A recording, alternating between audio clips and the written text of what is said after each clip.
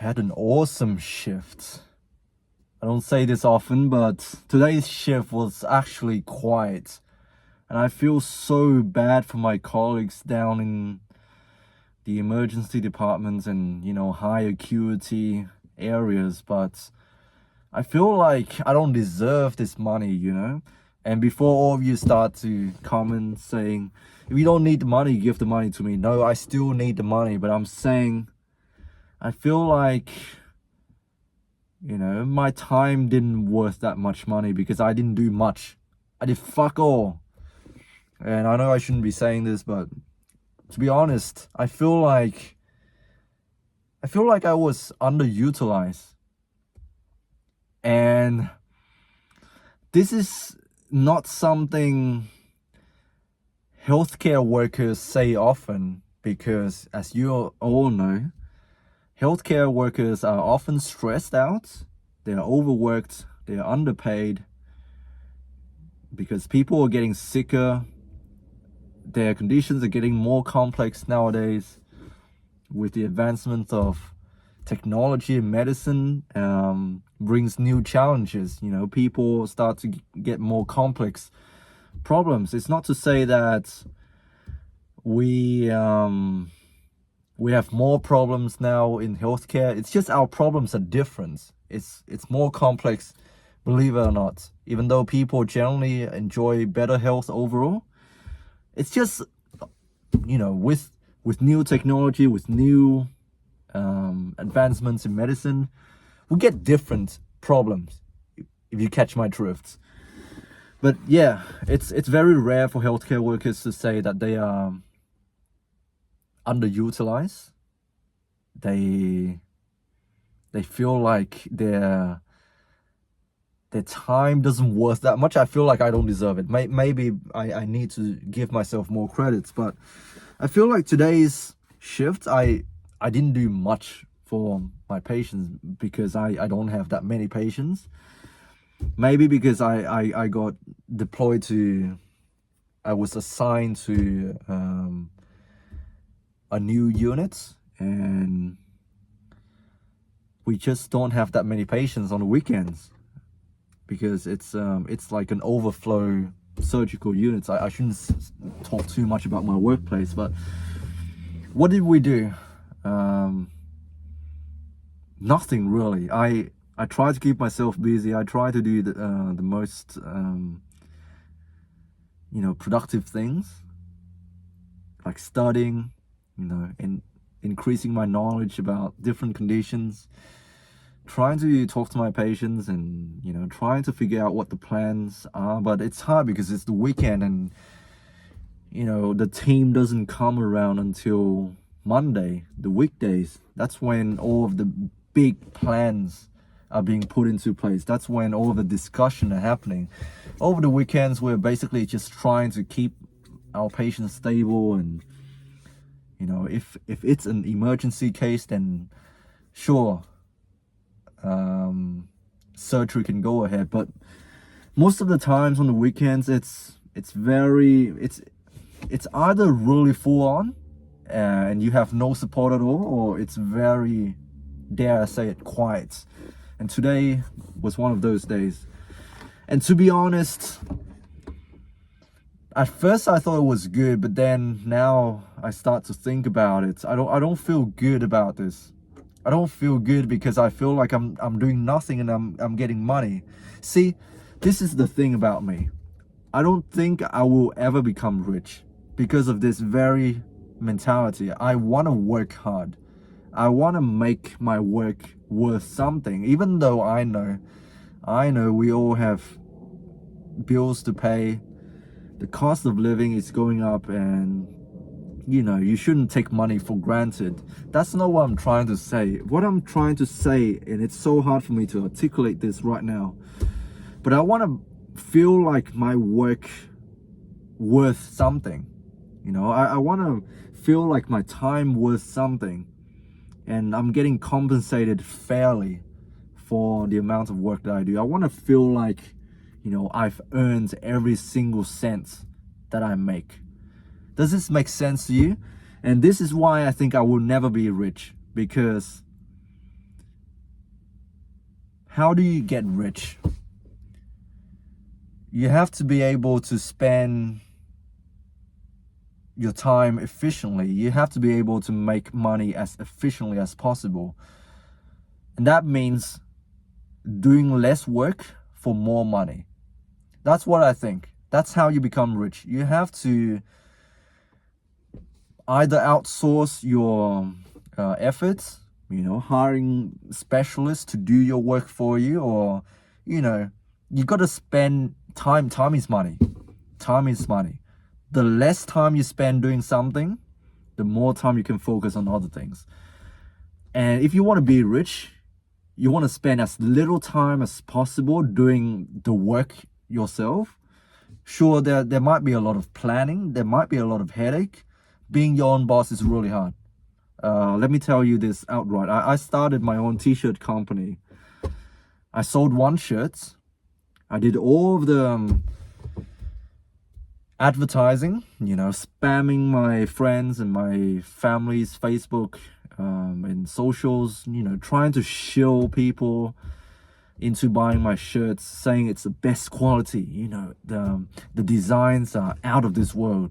I did all of that work myself. I was my own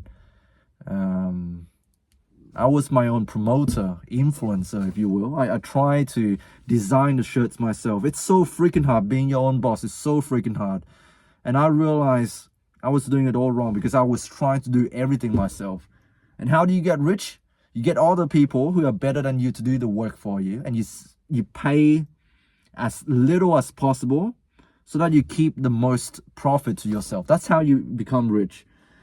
Why am I talking about capitalism again? I shouldn't be too political, but I just want to come on here to say that I didn't deserve some of the money I made today because I don't feel like I've done any work. Real talk. It's not to say that I'm gonna give away my money to charity and you should take advantage of me and break into my house and rob me right now, but I'm just saying I want to feel like my work has some meaning, like I want to feel like I'm appreciated. And I know I'm being appreciated. My patients tell me the same thing. My coworkers tell me the same thing, but I don't feel like it. Maybe I need to work on that myself. Maybe I don't feel like I'm good enough. And that's why I'm feeling this way. Maybe I need to go to therapy more often. But I don't know. I just want to come in here to say that, I don't care about getting rich.